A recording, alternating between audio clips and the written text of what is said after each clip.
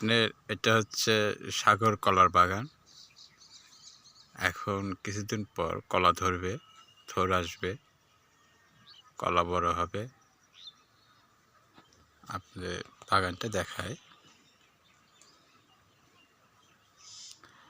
কোনো গাছে এ পর্যন্ত কলা ধরে নাই, কিন্তু ধরবে। আবার কিছু গাছে কলা ধরেছে, কিন্তু বেশি না। পুরো এই বাগানের 4-5টা গাছে কলা ধরে আছে, বেশি হবে মনে হয়।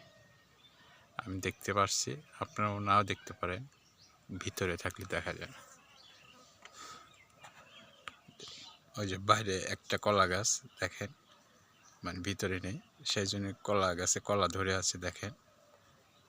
এটা মনে হয় নোংরা ছিল, সেই জন্য একসাথে বের হয়নি, আগেই এটা বের হয়েছে। কারণ হচ্ছে এই কলার বাগানটা গত 2-3 বছর ধরে আছে, পুরাতন বাগান তো, সেই জন্য মানে আগেও কলা ধরেছিল, সেই কলাগুলো কেটে নিছে। পুরাতন বগের মধ্যে ওইটা ছিল, আরও কয়েকটা আছে কলা ধরে আছে।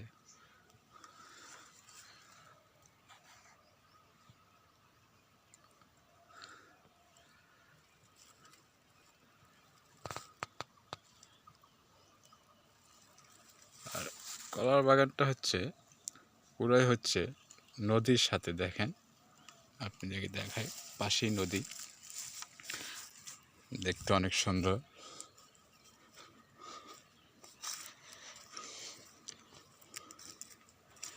এখন নদীর পানি অনেক হয়েছে, কারণ কিছুদিন আগে নদীর পানি খুবই কম ছিল, আঁটু পানির মতন। ওই ওপার যাওয়া গেছে, আসা গেছে, কখনো শরীর ডুবে যায় নাই, কারণ মাথা চুবানো যায় নাই, কারণ হেঁটে হেঁটে যাওয়া গেছে। এখন পানি অনেক হয়েছে, দেখেন আপনাকে দেখাই। আর তারই পাশে হচ্ছে সাগর কলার বাগান, এই যে আপনি দেখতে পাচ্ছেন। এখান থেকে বসে থেকে অনেক ভালো লাগে, কারণ বসার মতন পরিবেশ আছে, দেখেন সবুজ ঘাস, তারই সাথে নদী। বিকেল টাইমে বসে অনেক মজা লাগে এবং অনেক সুন্দর আবহাওয়া, এবং নদীর পানিটা অনেক ফ্রেশ, স্বচ্ছ।